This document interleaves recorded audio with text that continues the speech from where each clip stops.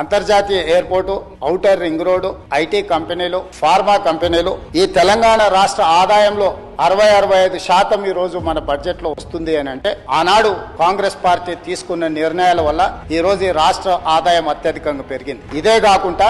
ఈ నగరం ప్రజల యొక్క అవసరాలు తీర్చాలి, దాహార్తి తీర్చాలి అని ఆనాడు పీజేఆర్ గారు పదే చేసిన ధర్నాల నేపథ్యంలో కృష్ణా నది జలాలను ఫేజ్ 1, ఫేజ్ 2, ఫేజ్ 3 కావచ్చు, గోదావరి నది జలాలను హైదరాబాద్ తాగునీటి దాహార్తిని తీర్చడానికి ఈ హైదరాబాద్ నగరానికి కృష్ణా గోదావరి జలాలను తరలించి ఇక్కడికి వచ్చి నివసించే లక్షలాది మంది ప్రజల యొక్క అవసరాలను తాగునీటి సమస్యలను పరిష్కరించింది కాంగ్రెస్ పార్టీ. ఇదే కాకుండా ప్రపంచ నగరంతో పాటు పోటీ పడాలి అని అంటే ఈ దేశంలోనే అద్భుతమైన నగరంగా హైదరాబాద్ నగరం రాణించాలి అని అంటే మెట్రో రైలు ఉండాలి, మెట్రో అంతర్జాతీయ ప్రమాణాలతో ఉండాలి అని ఆనాడు పబ్లిక్ ప్రైవేట్ పార్ట్నర్షిప్ లో ఈ నగరానికి మెట్రో రైలును తీసుకొచ్చి ఈ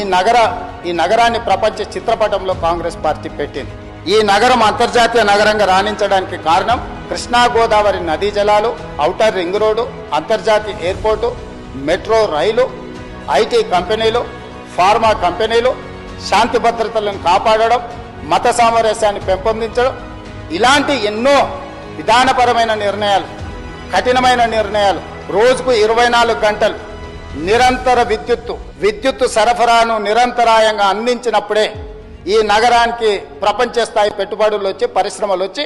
ఈ నగరం అభివృద్ధి చెందుతుంది. ఇక్కడ చదువుకుంటున్న యువకులు డాక్టర్లుగా, లాయర్లుగా, ఇంజనీర్లుగా ముఖ్యంగా రాణించాలి అని ఆనాడు ఎన్నో కాలేజీలతో పాటు ఆనాటి ప్రభుత్వం తెచ్చిన ఐఎస్బి కావచ్చు, IIT కావచ్చు, ఐఐటీలు కావచ్చు, ఇట్లాంటి అంతర్జాతీయ విద్యా సంస్థల్ని తీసుకొచ్చి ఆ సంస్థల్ని పెంపొందించి ఒక క్రీడా స్ఫూర్తిని పెంపొందించాలని క్రీడా స్టేడియంలను కట్టడమే కాకుండా అంతర్జాతీయ స్థాయి క్రీడల్ని నిర్వహించడం ఈ హైదరాబాద్ నగరంలో ఆనాడు ప్రభుత్వాలు తీసుకొని రావటంటే హైదరాబాద్ నగరం రాణించింది. అందుకే ఈరోజు మనము 2 లక్షల పైచిలకు కోట్ల బడ్జెట్ కు చేరినాము అంటే ప్రధానమైన ఆదాయం ఇదే.